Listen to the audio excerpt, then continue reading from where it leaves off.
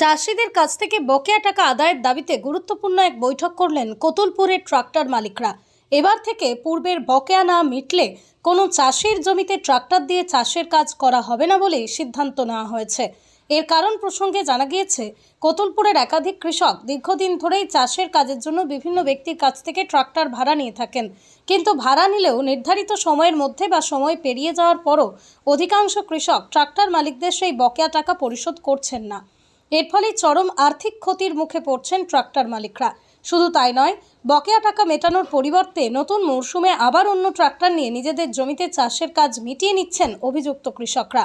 এদিকে পূর্বের সেই ট্রাক্টর মালিকদের টাকা বকেয়ায় রয়ে যাচ্ছে, ফলে ট্রাক্টর মালিকদের মধ্যে ক্ষোভ বাড়ছে। যে কারণেই সকল ট্রাক্টর মালিকরা একজোট হয়ে আজ একটা বৈঠক করেন। বৈঠকে সিদ্ধান্ত হয় যে বকেয়া টাকা না মেটালে কোনো কৃষকের জমিতে আর ট্রাক্টর নামবে না। শুধু তাই নয়, বাইরে থেকে কেউ যদি ট্রাক্টর ভাড়া করে আনে তাহলে ট্রাক্টর মালিক সংগঠনের সাথে আগে তাকে কথা বলতে হবে, না হলে চাষের কাজ সম্পূর্ণ বন্ধ থাকবে। এক কথায় কৃষকরা অন্যের বকেয়া টাকা না দিয়ে নিজেদের আখের গুছিয়ে নেবে। এই ধরনের কাজ বরদাস্ত করবেন না ট্রাক্টর মালিকরা। জানিয়েছেন, একাধিক কৃষকের কাছ থেকে তাঁরা 20,000, 30,000, 40,000, 50,000 টাকা পর্যন্ত পাবেন। সেই টাকা না মেটানো পর্যন্ত ট্রাক্টর মালিকদের সিদ্ধান্ত বহাল থাকবে। সমস্যা আমাদের পয়সা করি আদায় হচ্ছে না, চাষিরা পয়সা দিতে যাচ্ছে না এবং টাকা চাইতে গেলে পরে ওরা অন্যান্য গাড়িতে চার্জ দিয়ে দিচ্ছে।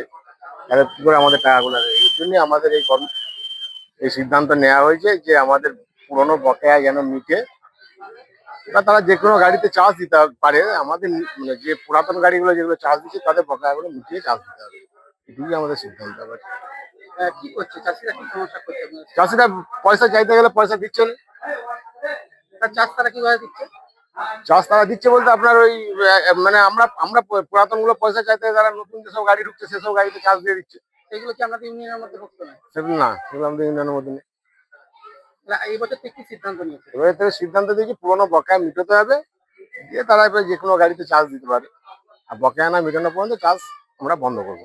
আমাদের এটা আলোচনা হচ্ছে যে আমাদের যে ট্রাক্টর মালিক সংগঠন, একটা সংগঠন করা হয়েছে। সেই সংগঠনকে একের পর এক চাষি অন্য গাড়ি নিয়ে চাষ দিয়ে দিচ্ছে এবং বকেয়া টাকা এক এক মালিকের পড়ে থাকছে ট্রাক্টর মালিকের, সেই টাকাগুলি আদায় হচ্ছে না।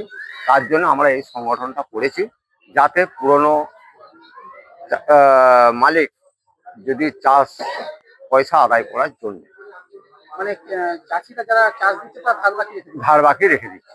যখন টাকা চাইতে যাচ্ছে, যখন টাকা চাইতে যাচ্ছি তখন তারা বলছে কি যে এই সিজনে দিতে পারবো না, পরের সিজনে দেবো, অন্য গাড়ি দিয়ে চাষ দিয়ে দিচ্ছে।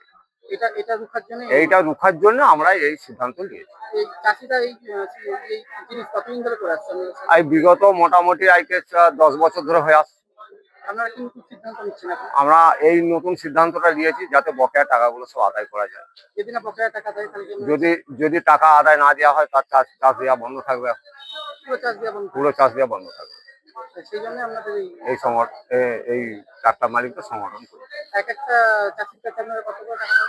এক একজনের কাছে 2,000, কারোর কাছে 2,500, কারোর কাছে 3,000, কারোর কাছে 6,000, কারোর কাছে হয়তো 500 টাকাও পাওয়া যায়, 2,000 আছে, যে যেমন চাষি করতে হয়।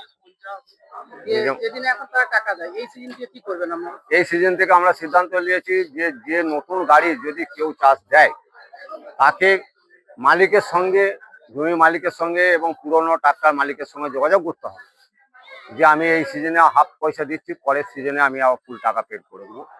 সেরকম তাকে কথা দিলে পরে তবে সে নতুন গাড়ি সেই জমিতে নামতে পারবে।